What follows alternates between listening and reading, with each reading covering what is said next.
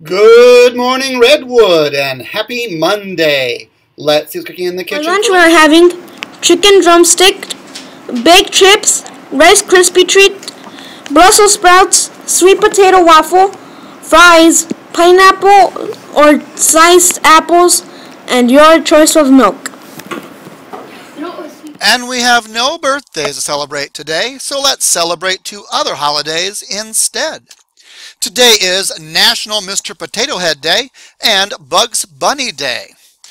Bugs Bunny, you might recognize him from some of the cartoons that you like or some movies you've seen. He actually started in 1938 by the name of Happy Rabbit. And in 1940, he got a new name, which we now know as Bugs Bunny, and he said his phrase, "What's up, Doc?" I don't think I said that with the right voice, but I'm sure you will here in just a few seconds. And he was featured in his own cartoon with Elmer Fudd, and so we celebrate his birthday today.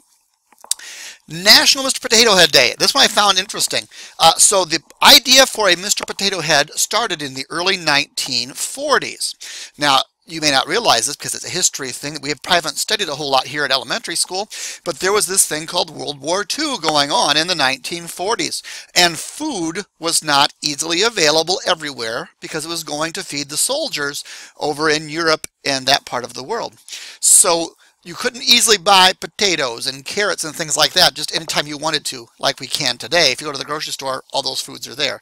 Not true in the 1940s. And so there was a lot of people who said this is not a good idea because the first Mr. Potato Head did not come with the plastic potato. It came with parts. And you put those into a real potato or a carrot or an apple or anything else that you wanted to play with and turn it into a person. So what the inventor did is it became something you got out of a breakfast cereal box. See, back in the old days, you used to get toys out of cereal boxes. Those were pretty cool. So way back when, you got Mr. Potato Head parts out of a cereal box. Well, in 1952, this little toy company, we call them Hasbro, bought Mr. Potato Head, and they started selling it. Now, you might be thinking, okay, so what? Well, I think it's cool for one thing, but also April 30th, today, 1952, Mr. Potato Head was the very first toy ever advertised on TV. Kind of cool. So that's why we celebrate his day today. And when did that plastic body become part of the Mr. Potato Head kit? 1964, because they changed the rules about children's toys and they couldn't be that sharp, and the toys were not able to puncture the skin of a potato or an apple or whatever. So they had to include the plastic potato that we all know today as part of Mr. Potato Head. So whichever holiday you choose to celebrate, make it a great one. Just a few announcements for today. There is no art club tonight for 3rd through 5th graders. Mrs. Jacobisi is out, so no art club. And let's see here. 5th grade, your permission slips for Chicago are due. If you've not turned them in yet, get them turned in. I went on the Chicago trip last year. You do not want to miss out. Chicago is the place to be, and it's an outstanding trip, a good time with your friends, and something you'll remember probably forever. So make sure you get those permission slips turned in. Any questions? See your 5th grade teacher. And let's see. This is an adult thing, but it also affects kids, and this is on Friday, so heads up. Pardon me, on the weekly newsletter, I had put down that our concert on Friday was to be determined for times. I now have times. So kindergarten through 2nd grade, 9 a.m., and 3rd through 5th grade, 1 p.m. That's on Friday. Let's see it one more time. Kindergarten through 2nd, 9 a.m., 3rd through 5th, 1 p.m. And I'm working to get us a bus or two to help transport children back and forth between the auditorium and here. 60 to 75 minutes is the estimated time for a concert, so just a heads up for that. Any questions? I'll do my best to answer them or see Mrs. Denton. She also is part of this project. Pardon, I need to turn my other computer on for a second. My computer is also being wonky today, and I use it for the birthday piece, and so I need it to be working, and it's not. So hopefully it'll reset itself and feel good again. So I want to tell you about a book, because, you know, I like books. And I was at principal school, it was before spring vacation, and one of the other principals there was talking about this book called The Wild Robot. And I was listening, and I was intrigued, and so I had to get it. So I bought it to take with me on spring vacation. I I'm trying to remember. I think I started it on spring break, but didn't finish it until I got back home. I actually had it electronically, and so I went yesterday and bought a hard copy of The Wild Robot by Peter Brown. Fantastic book. Why do you want to read this book? Well, first off, it's a chapter book, and some of you really like chapter books. And the chapters are not very long. That's always kind of a nice thing, too. So it's not overwhelming. How many pages is it? I heard you asking me that. Let's see. Pages aren't numbered. Ha! Oh, there they are, 277. So 277 pages, approximately. 79 chapters, but they're not real long. And yes, you'll notice it's a little futuristic. There we go.